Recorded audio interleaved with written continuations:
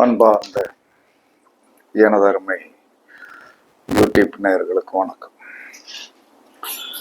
இதுவும் ஒரு முக்கியமான பதிவு தான். 12 கட்டங்கள் இருக்கிறது.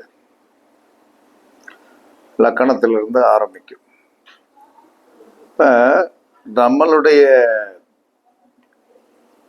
12 கட்டங்களில் எத்தனை கட்டங்கள் நமக்கு வலிமையாக இருக்கிறது? முதல்ல நம்ம பார்க்க வேண்டியது நம்மளுடைய லக்கணம் தான் பலமாக இருக்கிறதா, இந்த லக்கணம் பலவீனமாக இருக்கிறதா? இப்படி ஒரு ஆதிபத்தியமான முறையை நம்மளுடைய முன்னோர்கள் கண்டுபிடித்து சொல்லியிருக்கிறார்கள். அப்ப நம்மளுடைய லக்கண புள்ளி முதல்ல உங்களுக்கு யாருன்னு தெரியணும். 9 பாதம் இருக்கும். ஒரு கட்டத்தில் 9 பாதம் இருக்கும். அதில் எத்தனையாவது பாதத்தில் உங்களுடைய லக்கண புள்ளிக்கு இடம் கொடுத்துருக்குறாங்க, இடம் கிடைச்சிருக்குது. பிறக்கும்போது நம்மளுக்கு யார் யார் யாருங்கிறது ரொம்ப முக்கியம். அப்ப அதுல யார் 3 நட்சத்திரம் இருக்கு இல்லையா, அந்த 3 நட்சத்திரத்துல யாருடைய நட்சத்திரத்துல உங்களுக்கு அவர் அடைக்கலம் கொடுத்திருக்கிறார், அவர்தான் உங்களுக்கு உண்மையான ஒரு கர்த்தா, காரிய கர்த்தா. அந்த கர்த்தா யாருன்னு முதல்ல தெரிஞ்சுக்கிறோம். அதற்கடுத்து உங்களுடைய லக்கணாதிபதி, லக்கணத்தின் ஒரு லக்கணம் நிற்கிற இடத்திற்கு அதிபதி யார் அப்படிங்கிறத நீங்க தெரிஞ்சுக்கணும். இதை தெரிஞ்சு என்ன பண்ண போறோம் அப்படின்னா, எல்லாருக்குமே தெரியும்ல, லக்கணாதிபதி யார், லக்கண புள்ளி நின்றிருக்கின்ற நட்சத்திரம் யார், இவர்கள் நம்மை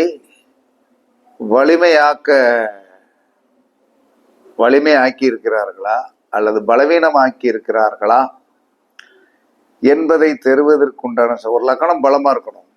ஏன்னா மெயின் என்ன சொல்றாங்கன்னா, லக்கணம் என்பது என்ஜின், ட்ரெயினுடைய என்ஜின். அதற்கு பின்னாடி வருகிற 2வது கட்டம் 3வது கட்டம் 12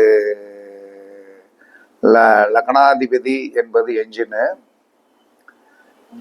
அதுல இருந்து மொத்தத்துக்கு 12 என்ஜின் 1. 11 பெட்டிகள் பின்னாடி ஒரு லக்கணத்தால் இழுத்து செல்லப்படுகிறது. ஒரு லக்கணத்தால் தான் இழுத்து செல்லப்படுகிறது.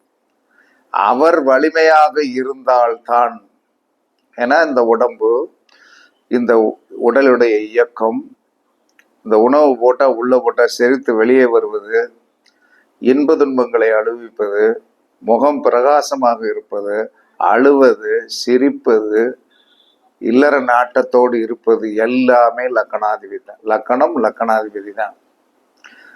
இவருக்கு இடம் கொடுத்தவர் அந்த 3 நட்சத்திரத்துல ஏதாவது ஒரு நட்சத்திரத்துல லக்கண புள்ளி இருக்கும்.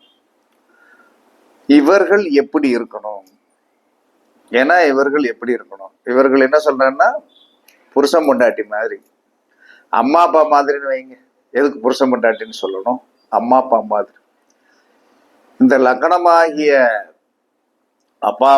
அப்பாவும் லக்கண புள்ளியாகிய அம்மாவும் அந்த 12 கட்டத்துக்குள்ள அஷ்டசஷ்டாங்கமாக வரக்கூடாது. அஷ்டசஷ்டாங்கம் என்பது என்ன சொன்னா, 6 8 குடையவனாக வரக்கூடாது. அம்மாவும் அப்பாவும் அஷ்டசஷ்டாங்கமாக வரக்கூடாது. வந்தால் நீங்கள் பலவீனமானவர்களாக.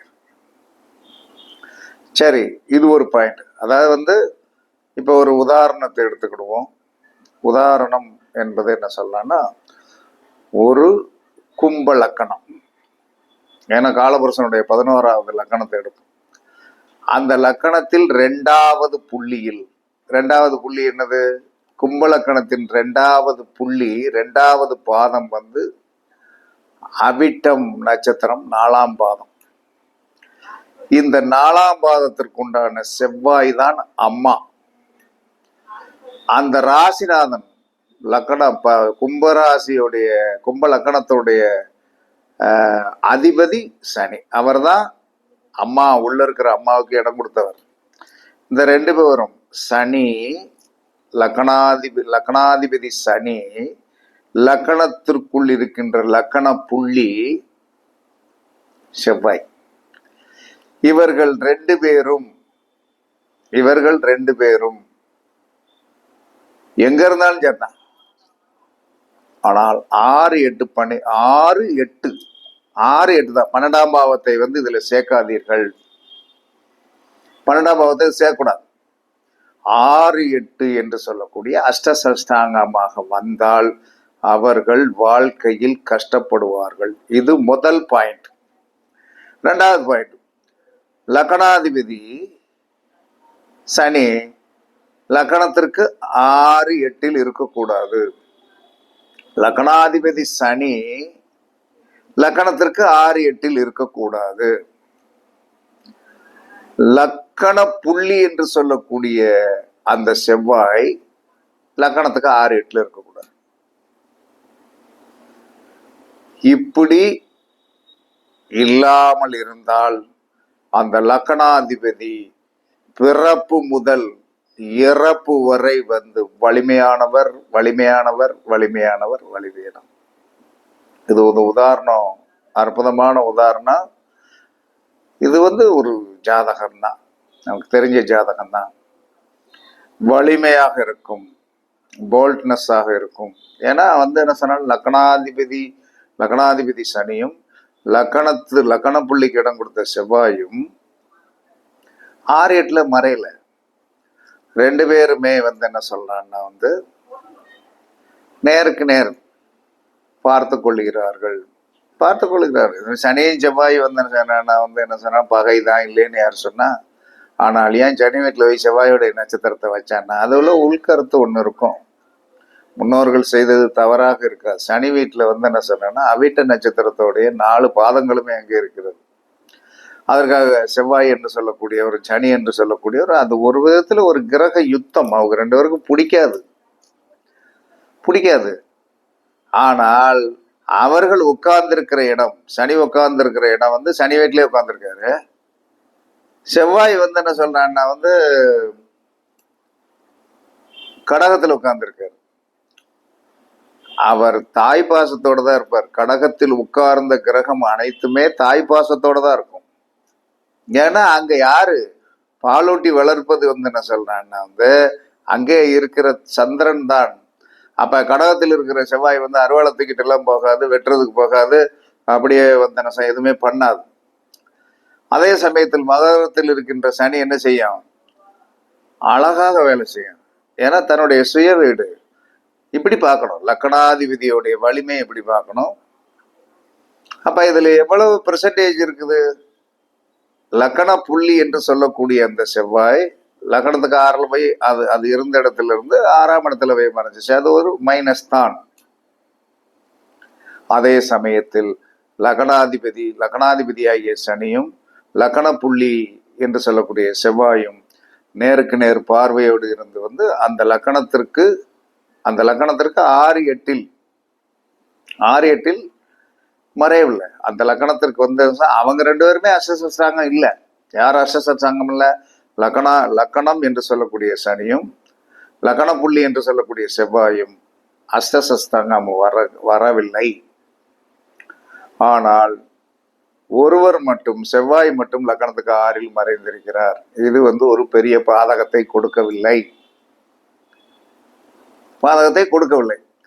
இதே மாதிரி நீங்க என்ன சொல்றேன்னா, இப்ப லக்கணத்தை பத்தி தெரிஞ்சிட்டோம். ஷார்ட்டா சொல்றேன். லக்கணாதிபதி, லக்கண புள்ளி, இவர்கள் லக்கணத்திற்கு 6, 8 மறையக்கூடாது. லக்கணாதிபதியும் மறையக்கூடாது, லக்கண புள்ளியும் லக்கணத்திற்கு 6, 8 மறையக்கூடாது. இது ஒரு முதல் பேசிக். ரெண்டாவது பேசிக், லக்கணாதிபதியும் லக்கண புள்ளியும் 6, 8 வரக்கூடாது. வந்தால் அந்த ஜாதகர் பிறவி கஷ்டப்படுவார். பிறவிக்கும் கடைசி வரை கஷ்டப்படுவார். எனக்கு ஒரு தெரிஞ்ச ஒருவர் அதே கும்பலக்கணம் தான்.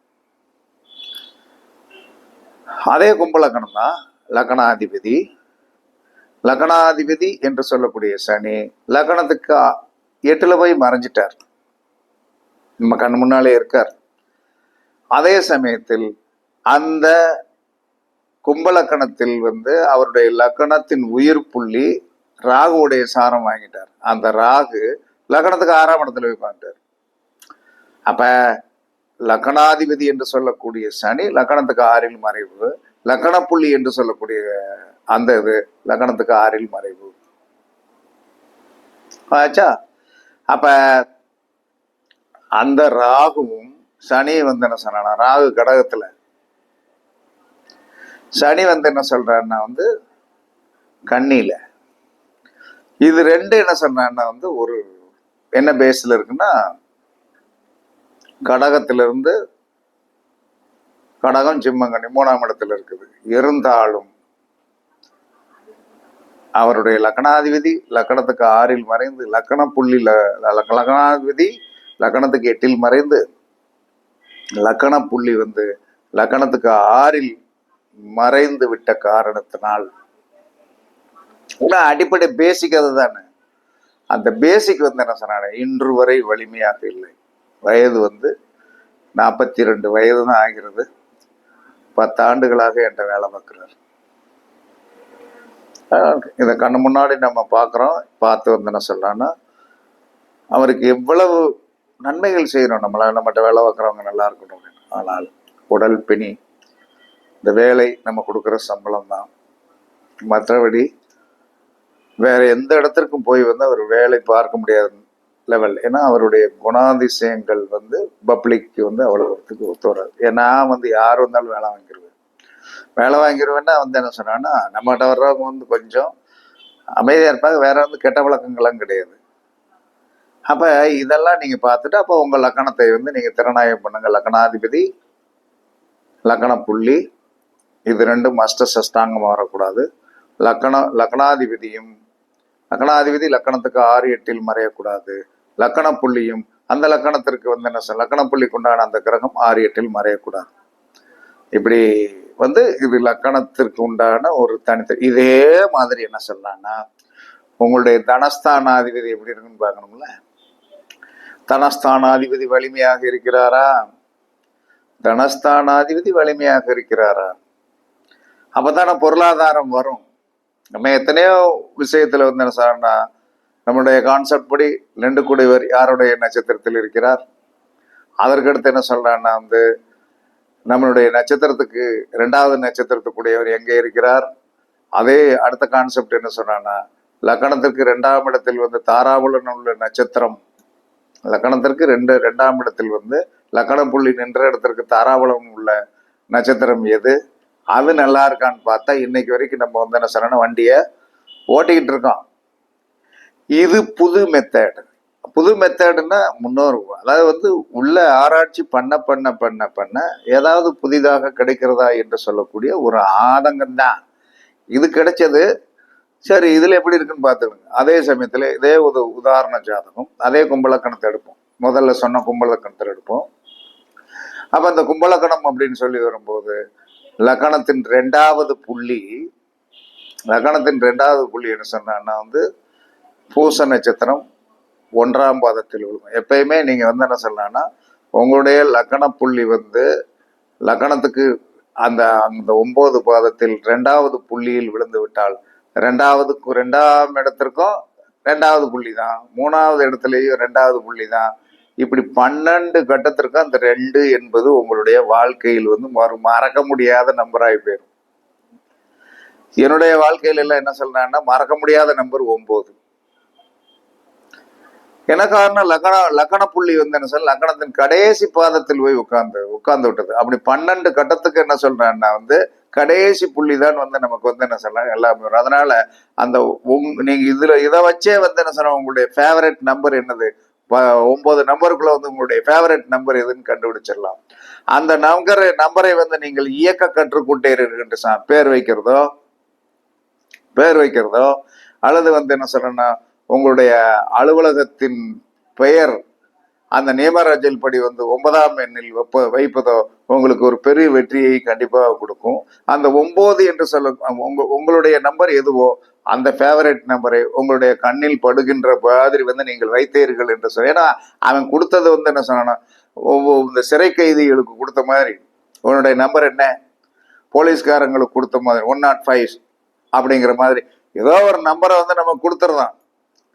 அந்த கொடுத்துடுறான் அப்படிங்கும்போது அது நம்மளுடைய கட்டத்தில் எத்தனையாவது நம்பராக வருகிறது, 1ஆம் நம்பராக வருகிறதா, 2ஆ 3ஆ 4ஆ 5ஆ 6ஆ 7ஆ 8ஆ 9ஆ என்பதை நீங்கள் உங்களுக்கு இறைவன் விதித்து அனுப்பியதை அதை அப்படியே நீங்க ஃபாலோ பண்ணுங்க.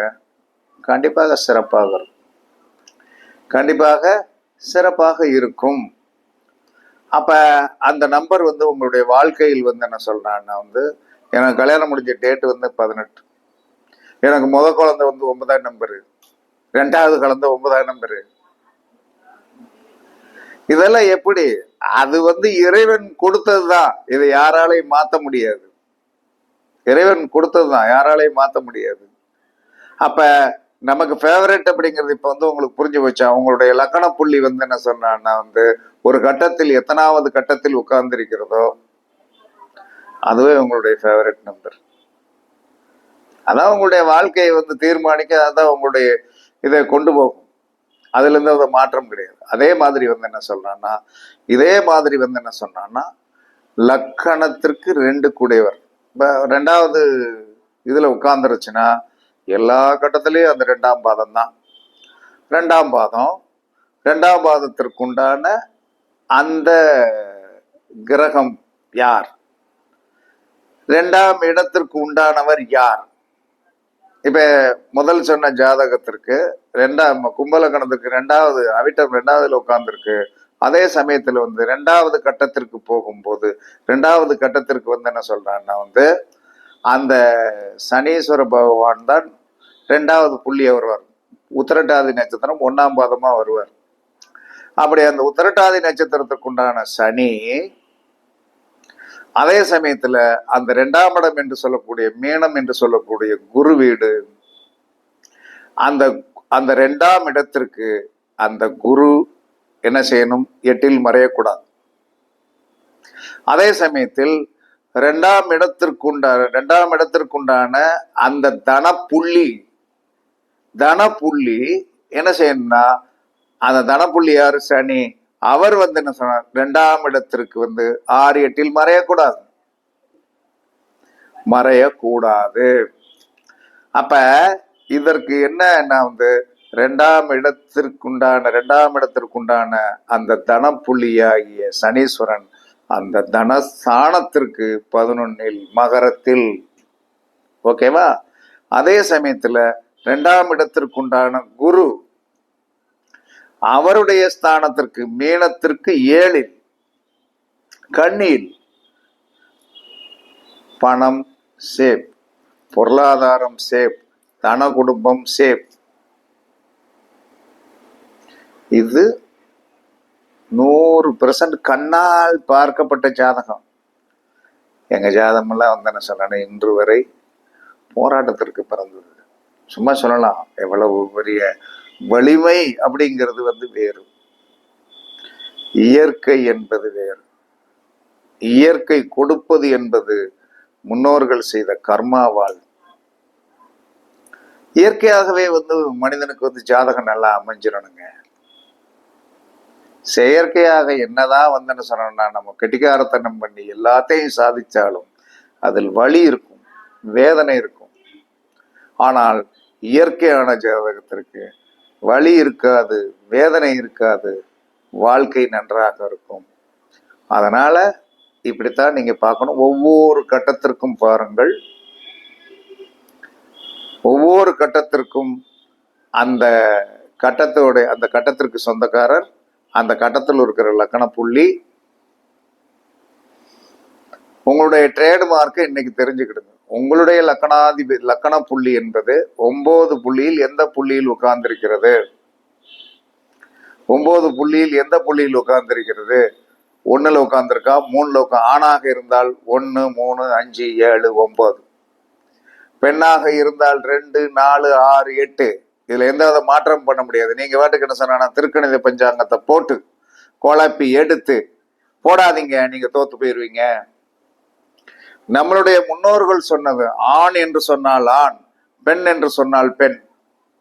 ஆண் என்று சொன்னால் ஆண் லக்கணம் அம்சத்துல விழுகணும், பெண் என்று சொன்னால் பெண். அப்படித்தான் அவங்க இன்னைக்கு வரைக்கும் தெரிஞ்சாங்க. நீங்களா ஒரு இதை மாட்டிக்கிட்டு வந்தீர்கள் என்று சொன்னால் ஒன்றும் செய்ய முடியாது என்று சாஸ்திரம் சொல்லுகிறது. அப்ப நீங்க என்ன சொல்றேன்னா, உங்களுடைய ஆணாக பிறந்து அங்க உங்களுடைய லக்கண கட்டத்தில் நீங்கள் 1, 3, 5, 7, 9, 1, 3, 5, 7, 9. பெண்ணாக பிறந்தால் 2, 4, 6, 8. அப்ப அங்கே என்ன செஞ்சிருக்கான், ஆணுக்கு ஒரு பாயிண்ட கூட கொடுத்துருக்கான், பெண்ணுக்கு ஒரு பாயிண்ட குறைச்சி தானே கொடுத்துருக்கான். அதனாலதான் ஆண் வளர்த்தியாக இருக்கணும், பெண் அவனுடைய கழுத்துக்கு இருக்கணும் அப்படின்னு சொன்னதுக்கு காரணம் இதுவும் நம்மளுடைய முன்னோர்கள் சொன்னதுதான். இதுல மாற்றமே கிடையாது. அதனால் உங்களுடைய லக்கண புள்ளி என்ன சொல்றான்னா, ஆணாக இருந்தால் 1, 3, 5, 7, 9 இருக்கணும், பெண்ணாக இருந்தால் 2, 4, 6, 8 இருக்கணும். இதை நீங்கள் வாழ்நாள் ஃபுல்லா பயன்படுத்தலாம். பயன்படுத்தினீர்கள் என்று சொன்னால் கண்டிப்பாக உங்களுக்கு வெற்றி உண்டு என்று கூறி இதே மாதிரி கண்டுபிடித்துக் கொள்ளுங்கள். விளக்கமா தான் சொல்லியிருக்கேன், புரியும்னு நினைக்கிறேன். 1க்கு 2 தடவை படிச்சு பாருங்க. உங்களுக்காகத்தான் படிக்க போகிறீர்கள். படித்து பாருங்கள். கண்டிப்பாக உங்களை பற்றிய உண்மையான ரகசியம் தெரிந்துவிடும். இதற்கு என்ன பரிகாரம் என்பது என்ன சொல்றான்னா, பரிகாரம் வாழ்க்கையில என்ன சொல்றான்னா, லக்கண புள்ளி சரியில்லையா, அஷ்டசஷ்டாங்கமா இருக்கா அப்படின்னா என்ன சொல்றான்னா, லக்கணத்தை வலிமைப்படுத்துவதற்கு, லக்கண புள்ளியை வலிமைப்படுத்துவதற்கு அந்த கிரகத்திற்குண்டான உணவுகளை தானம் பண்ணுங்க, அந்த கிரகத்திற்குண்டான பழங்களை தானம் பண்ணுங்க. கண்டிப்பாக இறைவன் யாரையும் கைவிட மாட்டார் என்று கூறி உங்களிடமிருந்து விடைபெறுவது சிப்பிப்பாறை ஜோதிடர் சாதி ராகவன் ஜெயபாலாஜி. சுகமே சூழ்க, சுகமே சூழ்க. வாழ்க வளமுடன், வாழ்க வளமுடன். வணக்கம், வணக்கம், வணக்கம்.